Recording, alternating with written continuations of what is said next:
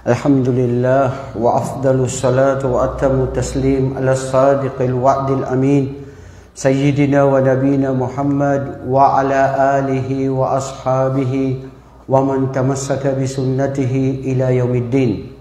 Allahumma la ilma lana illa ma 'allamtana innaka antal alimul hakim.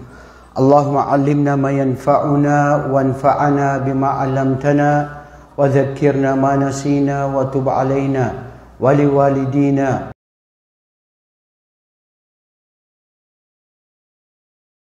At mga kapatid, wallahi tayo na mga tao, kung saan tayo mahina, diyan ka susubukan. At ang problema nga, uulitin ko nung unang Alhamdulillah na lumalambot, napakahina nito. Mahina ito, madali ko itong linlangin. At alam niya na makakalimutin din ito. Oo, binigyan ng kaalaman, pero makakalimutin yan. Raha Iblis, yuwaswisu ila Adam ala jihatil igwiya, al-hasad wal-mukrih, lam yakbal minhu Adam dhalik. Lahat ng paraan, ginawa ni Iblis. Pagbubulong, lumapit ka dyan, ganyan ang gagawin niya. Hanggat sinabi niya, fawaswasa ilayhi syaitan, qala ya Adamu, hal adulluka ala sajaratil khuldi wa mulkin la yabla. Surah Taha, al-aya 120. Sabi, nagwaswas si Iblis, si syaitan, at sinabi niya, ya Adam, gusto mo ba ikaw ay gabayan ko? Ituro sa'yo ang puno na pag lumapit ka ay mananatili ka dito sa paraiso? Allahu Akbar. Sinabi na yun ng Allah sa kanya na mananatili ka dito sa paraiso. Huwag ka lang lumapit dyan. Pero nalipat o nakalimutan ni Adan. At sinabi, tignan mo, kasi ang gusto ni Adam, nandun pa rin siya. Lahat nandun sa paraiso. Saan ka pupunta? May asawa ka na pa doon. Lahat gusto mo kainin. Lahat nandyan. Lumapit ka dyan dahil ikaw ay mananatili. Wa mulk. At ikaw ay magkakaroon ng kapangyarihan na makapangyarihan na pananatili. Mas makapangyarihan ka pa sa mga anghel. Fakara Iblis, at ito, la'alla Adam wa Juju Hawa yasma'an, pati ang kanyang asawa, binulungan din, pero hindi sila nakayanan. Hanggat dumating ang pagkakataon na itinakda ng Allah dahil kasama ito sa qadr na mangyayari. Wa qasamahuma inni lakuma laminan nasihin. Suratul A'raf, al-aya 21. Sumumpa si Iblis. Alam mo, may sinabi dito ang mga pantas. Ang mga sinungaling, ang mga mapaninlang, mahilig manumpa. Na mas hindi totoo. Mata nagigari, wallahi katabla. Wallahi katabla. Nanunumpa na tabla daw yan. Parehas. Sa amin dyan, mga maranaw, yung iba, hindi lahat. Bro, bilhin mo na yan. Wallahi tabla. Ustad, kasi inisip ko naman, tabla talaga yung ginaganyan ko, tabla. Ang inisip niya dun sa nililin lang niya na gusto rin magpanin lang, bumili ka na dyan ka tabla, pantas lang. Binili ko yan 30, bibilin mo rin yan 30. Kasi hapon na, para mabili lang yan. Pero nagwalahi. Wallahi tabla. Tabla yung inisip niya dun. Wallahi, maski ganun pa rin mga kapatid, umiwas tayo na manumpa. Lalo na kung ikaw ay may iniisip na nililin lang mo. Si Iblis, si Satanas, sumumpa mismo sa kanilang dalawa. Na katotohanan, ako sa inyong dalawa ay katotohanan nagbibigay sa inyo ng magandang payo. Na ituturo sa inyo na pag kayo ay lumapit dito, mananatili ang inyong kapangyarihan at mananatili kayo dito. Wakala aydan, وَمَا نَهَاكُمَا رَبُّكُمَا عَنْ هَذِهِ الشَّجَرَةِ إِلَّا أَن تَكُونَا مَلِكَيْنِ أَوْ تَكُونَا مِنَ الْخَالِدِينَ. Tignan mo ang paglililang ni Iblis. Bukod doon sa siya ay nanumpa, idinagdag pati na sinabi niya, hindi niyo ba alam kung anong dahilan kung bakit kayo pinagbawalan na lumapit dito sa isang puno dito sa paraiso? Ha? Dahil, ang katotohanan ay, pag pinagbawalan kayo dyan, kasi pag lumapit kayo dyan, mananatili kayo dito. At kayo ay magiging mga malak, magiging mga anghel, malakain, aw takuma minal khadilin, at mananatili kayo dito. Pero sinabi na ng Allah subhanahu wa ta'ala kay Adan, nakalaban nyo yan. At fakhdaru, umiwas, at huwag kayo makinig sa kanya. Pero mga kapatid, wa'asa Adamu rabbahu fagawa, at dahil nalimlang at nagkasala si Adan kasama ang kanyang asawa. Pero tunghayan dito, hindi ang unang kumain ay si Adan.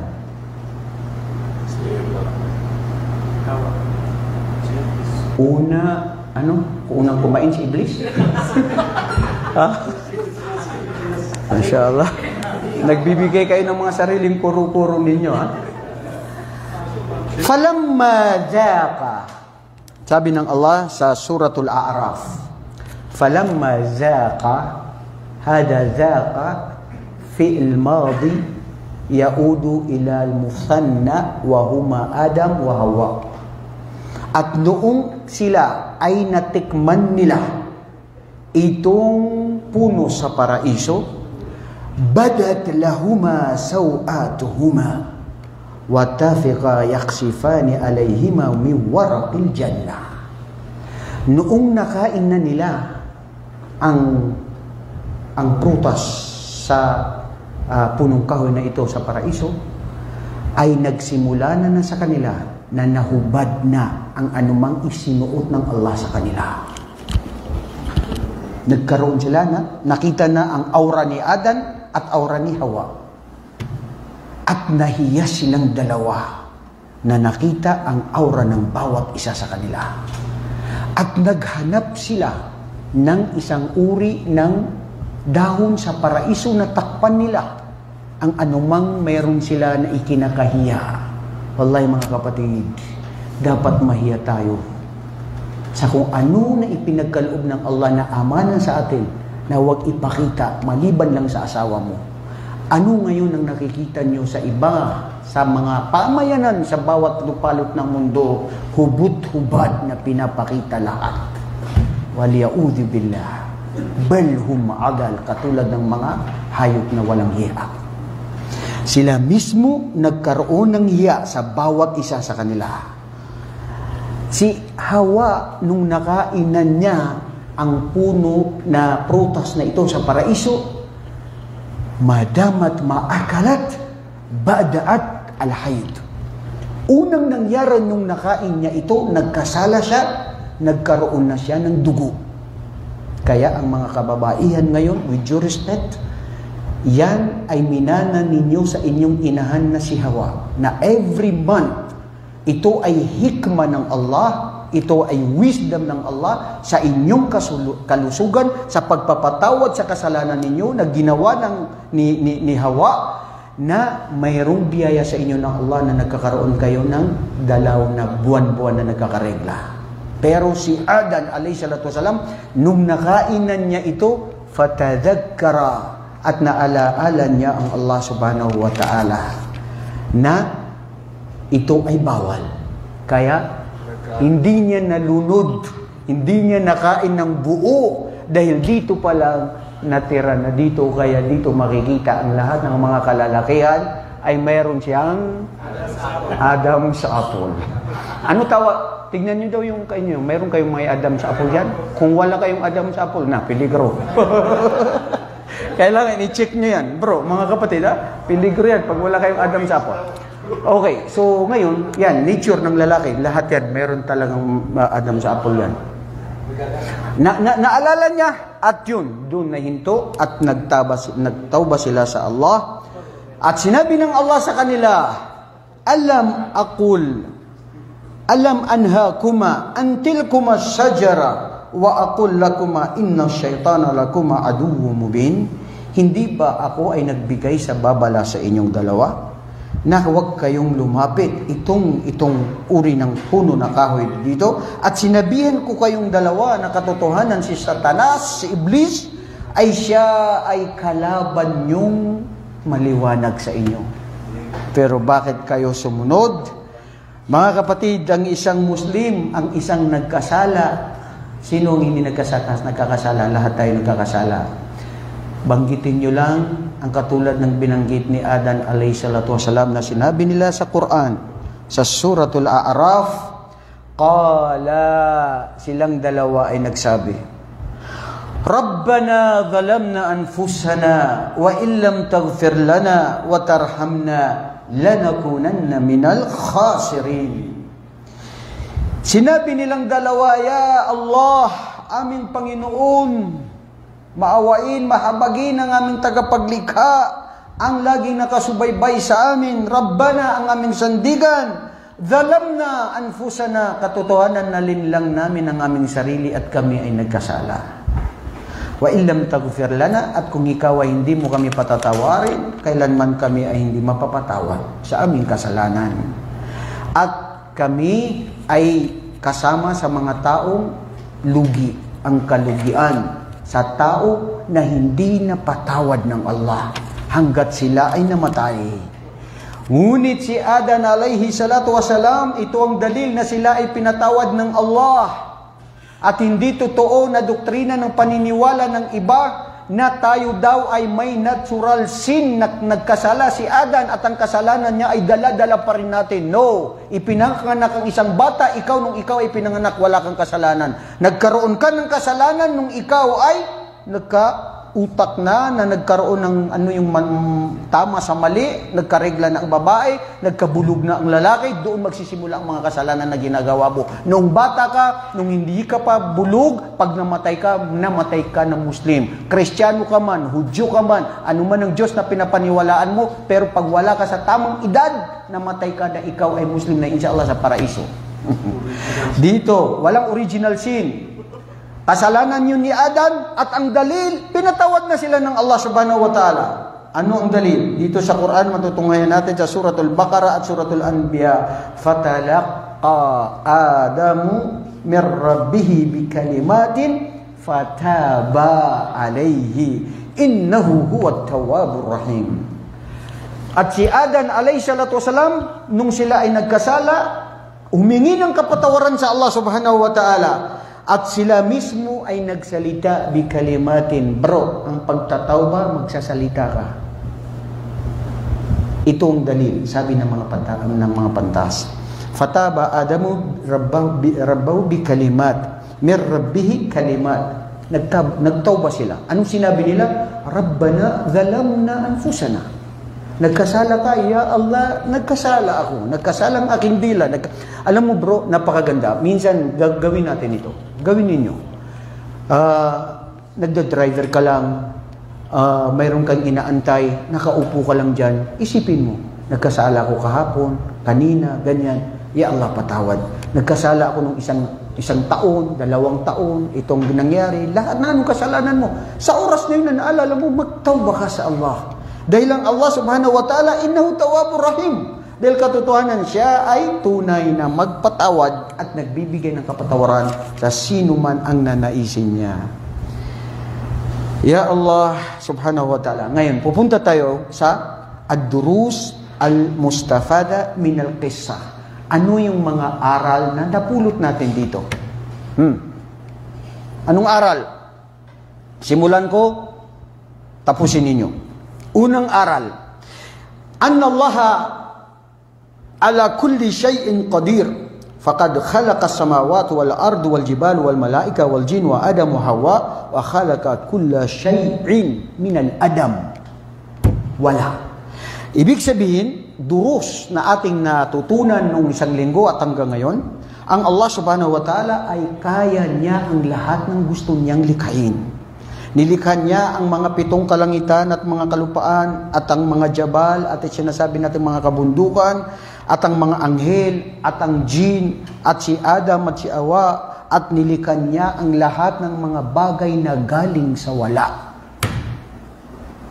Alam natin, akida natin, dumating ang mga katauhan na mula sa Yaman, Ahlul Yaman, Ahlul Fuqaha, Ahlul Fiqh, Ahlul Ilm, yung mga iba, lalong-lalo na Ahlul Tariq nung una. Dito pa nagkaroon ng kaharian si Sulaiman. Dumating sila kay Propeta Muhammad. Ya Rasulullah, ayna Allah qabla khalaqa kulla shay? O ya Rasulullah, sugo ng Allah, nasaan ang Allah nung bago niya likhain ang lahat? Ito na dapat akida na tanggapin ng isang Muslim. Dalil, hadith ni Propeta sallallahu alaihi wasallam, sinabi niya, kana Allah wa lam yakun qablahu ghayruhu shay. Qabla khalaqa al-ars wal ma wal qalam wal lawhil mahfud. Ito yung mga apat na unang nilikha ng Allah subhanahu wa ta'ala. Sabi ni Propeta sallallahu alaihi wasallam, ang Allah subhanahu wa ta'ala ay nandyan na. At wala pang nauna sa Kanya na anuman ang lahat ng Kanyang nilikha. Nandyan na siya. Diyos, wal awwal wal akhir. Siya ang una at siya ang pinakahuli. Bago niya likhain ang arsh. Bago niya likhain ang tubig. Bago niya likhain ang panulat. Bago niya likhain ang lawhil mahfud na kung saan doon isusulat ang lahat ng mangyayari sa bawat isa, ang bawat na nilikha ng Allah dito sa kalupaan na ito. Yakhluqu qabla khalqi samawati wal ardi 50,000 sana wa kataba al maqadira kulla shay. Ipinasulat ng Allah sa panulat. Sabi ng panulat, Ya Rabbi, mada aktub, o aking tagapaglikha, anong aking susulat? Isulat mo mula ngayon hanggang sa magunaw ang mundo ang lahat ng lilikhahin ko, ang mga samawat, al-ard, ang puno, ang tao, ang anghel, ang jin, si Iblis, lahat yan, mangyayari at mangyayari, isulat mo, 50,000 years bago pa yun ay itinulat na ng lahat. Ngayon, magrereklamo ka sa buhay mo na nangyayari sa unsay akong kinabuhi karon. Muslim ako, ba't ako hiniwalay ng asawa ko, nawalan ako ng trabaho, bakit ito ang naging buhay ko, sana hindi na lang ako nag-Muslim. Ya Allah, billah, bro, alhamdulillah, because Allah has guided you. Islam is the religion of truth. And this is the religion that Allah only gives to those He loves. The guidance of Allah, He will not give it to anyone. He will only choose those people who are chosen. And you are lucky person now that you embraced Islam. You are lucky now that you are Maranao, Tausug, you are Arab. At gawin mo na isabuhay mo sa buhay mo ang Islam. Dahil ano rin, ang buhay mo, kung ikaw ay Muslim na nagsasabi na hindi mo rin isinasabuhay ang Islam. Pangalawa, anong durus?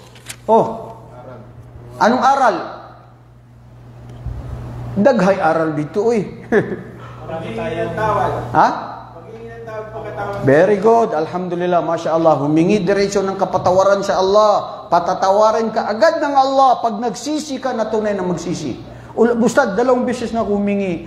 Nagkasalanan naman ako. Pangatlo na naman. Pang-4, pang-5. Sige.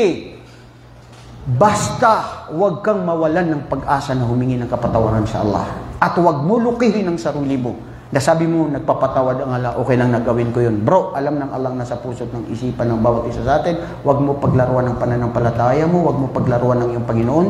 Magsisi ka lang at isipin mo dahil ang pagtanggap ng pagsisisi ay tunay na hindi mo babalikan at hindi mo isipin muli. May mga tao na, ay nagtauba naman ako bay, alhamdulillah. Pero ugma, after sa isa ka tuig o isa ka kuan na, may plan mo ako, alam mo yun. Astagfirullah. Yun, delikado yun. Kasi inisip mo pa. Bro, alam nyo ba ang tao, pwede kang magkasala na hindi mo ginawa? Meron? Ha? Meron? Wala? Meron. Mag-iisip ka ngayon ng gagawin mo na kasalanan, tapos may nakahadlang na kaibigan. Bro, alika muna. Dumating ito kay siya kaya na. Sana hindi ito dumating. Naisulat na yung intention mo na gagawin mo yung kasalanan doon. Pero nakahadlang, pasalamat ka, dumating yung kapatid mo na si Ibrahim. Bakit? Makinig tayo dun sa lecture ni Kuan Ustad. Na hadlang ka sa haram. Pero ang problema, nagkasala ka na, naisulat. Pero bawiin mo. Gugustuhin ko sana yung kasalanan nun. Ya Allah, patawad. Alhamdulillah, hindi ko nagawa. Yung kasalanan, mabubura at magiging mabuti at hasana. Allahu Akbar. Subhanallah. Dahil hindi mo ginawa Ang problema, hindi ka pa nagtauba, pero hindi mo ginawa. Dapat magtauba ka na hindi mo ginawa para maging hasana. na mayroon kang mabuti na ginawa. Kung gawin mo yun, na hindi mo ginawa yung kasalanan at iniwasan mo, mayroon kang 10 to 70% 70 hasanat na idudoble ng Allah ang gawain mo. Lalo na kung ang ginawa mo na kabutihan, pinalitan mo. At ang kagaganda ng Islam, magkasala ka, palitan mo lang na mabuting gawain, papalitan ito ng Allah sa'yo, yubaddilullahu sayi'atihim min hasanat. Yung isang kasalanan, bibigyan ng Allah ng maraming gantimpala. Allahu Akbar. Alhamdulillah ya Allah. Okay, ano pa? Mga aral dito mga kapatid, inna khairal ayyam yawmul jum'ah. Pinakamabuting araw ay araw ng Jum'ah. Dito nilikha si Adan, dito siya pinapasok sa paraiso, dito rin siya pinalabas sa paraiso, at hindi magaganap ang araw ng paghukom maliban sa araw ng Jum'ah. Kaya maghanda-handa kayo mamaya. Hindi natin alam mga kapatid, Allahu alam, hindi natin alam kailan magugunaw ang mundo. Bakit ko sinabing maghanda-handa tayo mamaya? Dahil pag namatay ka, yun na ang simula ng paggunaw ng mundo sa iyo. Pag nailibing ka na, doon na yan magsisimula bro. Makikita mo ang paraiso mo, makikita mo ang impyerno mo. Hindi ba yung simula sa iyo ng araw ng paghukom? Simula sa iyo yun. Pero ikaw nang mag-isa, nakakaramdam. Pero kami, khaliwali. Nandito pa kami dito sa mundo, bro. Pupunta pa kami mamaya sa Batha. Alam mo yun, magkakape kami. Titingin-tingin kami ng mga bulaklak. Ikaw yung kinabuhi diya. Bahala ka na. Ya Allah, wallahi bro, huwag natin sayangin ang mga sandali na tayo ay merong panghininga. Pangatlo, innal malaika la ya'suna Allah ma amarahum. Subhanallah, may nilikha ang Allah subhanahu. Wallahi, may isa dito na sinabi dito ng mga pantas. Noong ang mga anghel na sinabi nila sa Allah subhanahu wa ta'ala na lilikha ka na isang bashar na gagawa ng kasalanan. Ngayon, ang sabi ng Allah subhanahu wa ta'ala sa kanila ay, inni a'lamu ma la ta'lamun. Alam ko hindi nyo alam. Pero dahil sa pagmamadali nila na magtanong, di ba nagtanong ang mga anghel? Sa pagmamadali nila. So, ang itinalaga ng Allah na hindi parusa sa mga anghel, pero dahil sa pagmamadali ninyo, ngayon ay mayroong Baitul Ma'mur na kayong mga anghel na mga nagtanong tungkol dito. Magdarasal ang bawat isa sa inyo. 70,000 papasok. Hindi na babalik ang 70,000 na nagdansal. At ganon hanggang sa magunaw ang mundo, 70,000 na mga anghel na magdarasal lang ng 2 rak'ah bilang papuri, pagluwalhati sa Allah subhanahu wa ta'ala. Sabi ng mga pantas, hindi ito parusa sa kanila dahil sa kanilang pagmamadali ng kanilang katanungan. At ang mga anghel, kailanman hindi nagkakasala. Ginagawa nila lahat ng pag-uutos ng Allah subhanahu wa ta'ala. Pang-apat mga kapatid, annal ilma syarfun li kullil insan. Ang kaalaman, ito ang tunay na pinakamalaking biyaya, dakila na ipinagkaloob ng Allah subhanahu wa ta'ala sa tao. Wallahi, kung walang kaalaman na ipinagkaloob sa atin dito sa mundong ito, hindi nyo makikita ngayon na ganito ang itsura ng mundo. Hindi ko alam kung ang susuotin nyo ngayon kung walang kaalaman. Dahil sa kaalaman, tatawaratid dunya, tatawaratid teknolohiya. Because of the knowledge that Allah has given to man, you have seen now how the earth is moving, how this world is developed, how the sophisticated technology right nowadays. Ito ngayon sa buhay natin. Akalain nyo ba na ngayon, nung high school kami sa DC, hindi ko sukat akalain na sasabihin nila may pager lang. Ang uso lang doon yung radio niya, tuki-tuki. Alam niyo yung tuki-tuki? Hello, break. Break, are you on the by? Michael J. Fox, are you on the by? Yun yung uso, gustong-gusto mo. Pero nagsasabi sila, alam mo, may darating na panahon na tatawag ka, makikita mo yung doon sa Saudi, tapos makikita mo na makakausap mo. Ha? Imposible. Hindi lang yun. Kung nandun siya sa banyo, kung nandun siya sa kuwan, kahit asa siya nag-ato, makikita niya, bro, tignan mo ako, kumakain ako dito ng ano. Sabi ko, imposible. Hindi yan mangyayari. Ano hindi mangyayari? Karon, bisag ka sa kamuat to. Makikita mo na yung kapatid mo. Itong na mga nanunood, biyayaan kayo ng Allah, gantimpalaan kayo ng Allah, saan mundo man kayo nanunood ngayon. Subhanallah, nakatutok sila. What a small world. Ang mundo napakaliit. Walang-wala ito. Tunghayan mo to, ikaw mismo. Pag lumipad ng eroplano, 232 feet. Paglayo, uy, nawala na ang among balay, nawala na ang bundok ng Mount Bagaturing, nawala na ang mundo. Ang liit-liit na hindi mo na makikita. Ano ang mundo kumpara sa araw ng paghukom sa buwan? Subhanallah, itong earth na ito, gawin mo to na 3.2 earth. Ipasok mo sa isang araw. Itong araw na nakikita natin. Millions na earth. Gaano kaliit ng mundo. Tapos ikaw dito nagre-reklamo. Tapos ikaw dito nagmamayabang. Katulad ni Satanas. Pangalawa, pangpito, mga kapatid. Panglima, inna sababu al-halak al-insan al-kibr. Ang isa sa dahilan na tayo ay para mapariwara sa Allah at magkasala ay ang kibr. Na huwag tayong gawin katulad ni Iblis na nagmataas. Bro, isipin mo lahat tayo pare-parehas. Pantay-pantay tayo, galing tayo sa lupa. Ang pinakamataas na pinakamamahal ng Allah ay kung siyong pinakamatakutin sa Kanya at lagi nag-aalala sa Kanya. Pangpito, anal khata wa nisyan min tabiatil insan. Ang pagkakamali, pagkakasala at pagkakalimot ay natural ito sa tao. Di ba? Normal ito. Sino sa inyo ang gusto na hindi makalimot? Itaas ang kamay. Gusto mo hindi makalimot? Bro, Allah Akbar. Ako minsan gusto ko sana hindi ko makalimutan yung na-memorize ko sa Quran, na-memorize ko na hadith. Pero ya Allah, sana kalimutan ko yung sumama yung loob ko, yung nabigo ako sa pag-ibig, yung nahiya ako doon sa nangyari, yung ganyan-ganyan. Kasi bro, pag hindi ka makalimot na mabuo na makambay. Bro, alam nyo, maraming nabuang. Madakalabitin ka, hindi pa kalipat, hindi makapag-move on.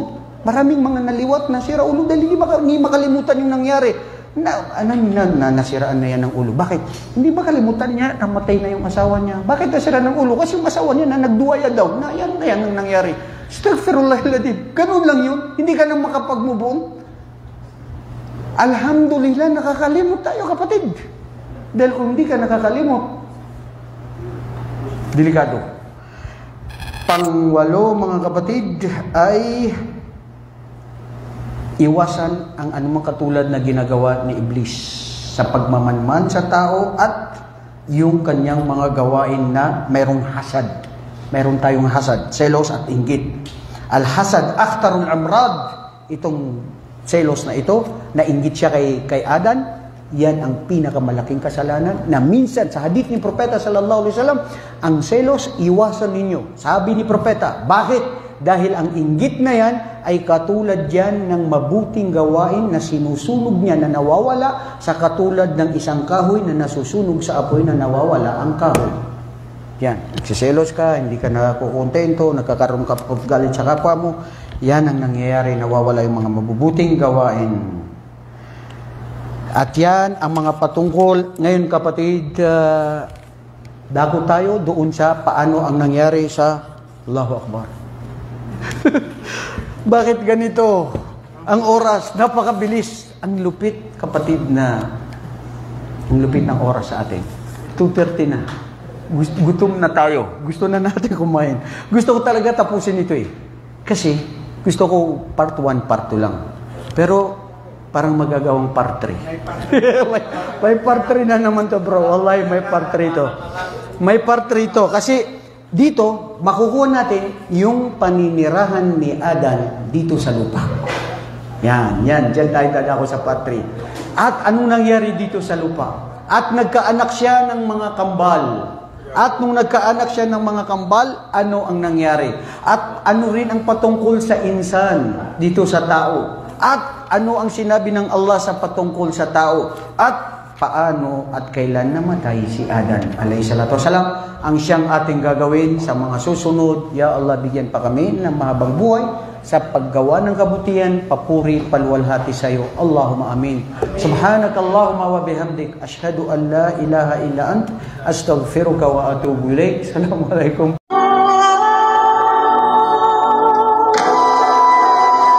Subhanallah.